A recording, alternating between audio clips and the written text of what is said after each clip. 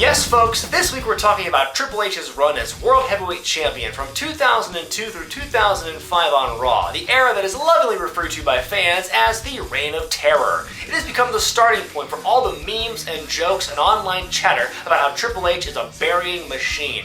Never before has a heel champion been made to look so dominant. Never before have challengers to the brass ring been made to look so incompetent. And never since has one man caused the stallings or outright deaths of so many careers. Okay, well there has been one guy since, but that's a story for another time. Most wrestling fans look back at this time period with utter disdain, but was it really all that bad? Yeah, it totally was. Why do you think I'm here talking about it? Our story begins in the summer of 2002. Brock Lesnar had just defeated The Rock at SummerSlam for the Undisputed Championship. With the brand split in its infancy, the champion had been hopping around between Raw and SmackDown up until this point. But in an effort to create more of a distinction between the two brands, it was decided to split the titles once again. Lesnar became SmackDown exclusive, and Triple H, left all alone on Raw as the #1 contender, was awarded the previously retired World Heavyweight Championship. It's at this point we no longer refer to the weekly Monday Night Wrestling show as Raw, but rather Raw. Because in a nutshell, that's really the best way to describe this show from here on out. H's first test as champion came in the form of Rob Van Dam, the most popular guy to come out of the Invasion angle the year before. A surefire star and a mega babyface on the company's flagship show, it only made sense to put the belt on him, right? Nope. Triple H would go on to defeat Rob Van Dam at Unforgiven and also signaled the beginning of the long and illustrious partnership between Helmsley and Ric Flair. Yes, it was the pairing of a lifetime. Triple H, the Game, and Ric Flair, the dirtiest player in the... Oh god, I just realized that. If you thought RVD's one-and-done shot at the belt was atrocious, get ready, because this is just the beginning. Yes, we have a pretty extensive list of opponents and rivalries to go through here. Up next we have... Oh no. Oh god, no. You are a murderer. Now, the rest of this storyline is very difficult to talk about, not just because of the subject matter, not that alone, but also because of the fact that WWE has done everything in its power to remove this storyline from its history, from its canon. It makes it very difficult to find footage online to back up what I'm saying. So, I guess in the interest of simplicity, I'm going to sum up this storyline for you in one image.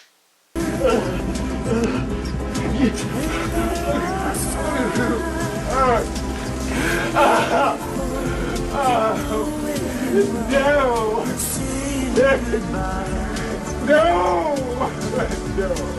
Here are the cliff notes. Triple H revealed that Kane had a girlfriend named Katie Vick, who died in a car crash in which Kane was behind the wheel, accused Kane of having sex with her corpse, and further illustrated the point by shooting a skit in which Triple H, wearing a Kane mask, took his pants up and screwed a mannequin in a casket.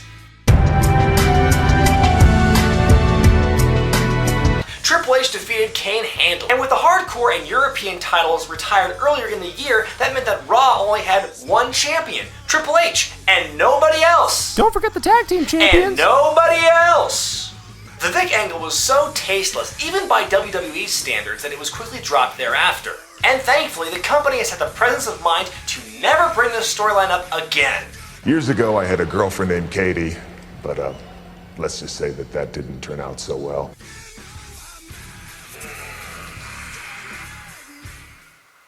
Let's fast forward a bit here. The next month of Survivor Series, Triple H dropped the belt to Shawn Michaels, got it back less than a month later, feuded with a debuting Scott Steiner in pose-offs and a pair of awful matches, which surprisingly weren't Triple H's fault in any way.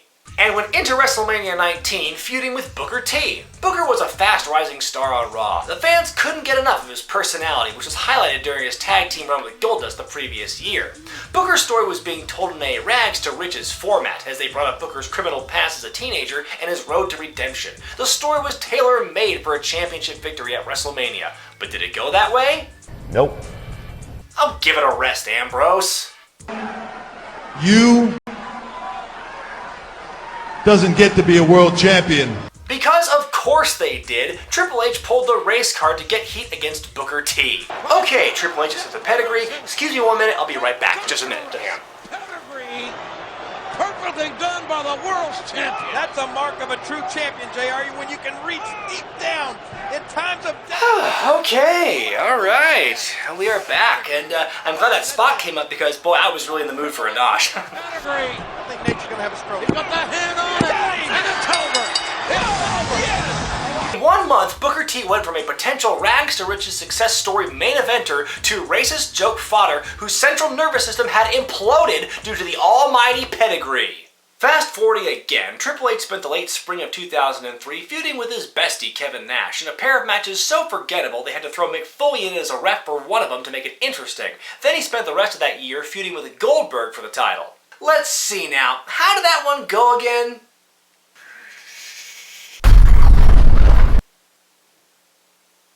Right.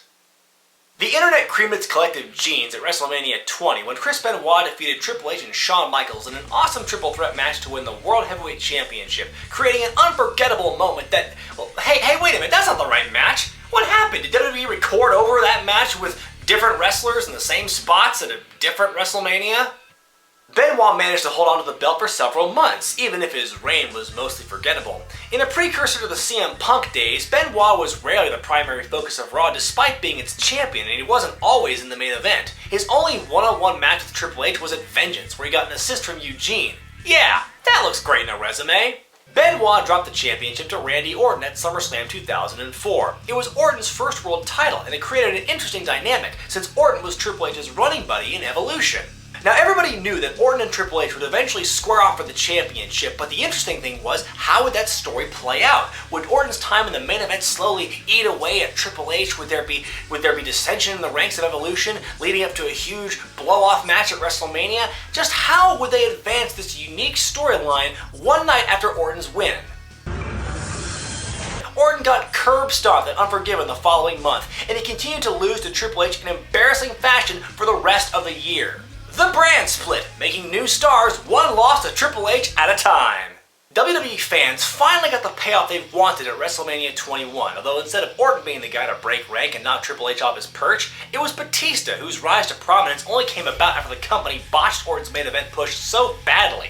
Batista not only beat Triple H for the belt at WrestleMania, but defended it successfully against him twice in a row. Even though Triple H would go on to win the WWE or World title a few more times after this, Batista's rise officially put an end to the Reign of Terror. And that's where we end this sordid saga. God, this was a rough time to be a wrestling fan.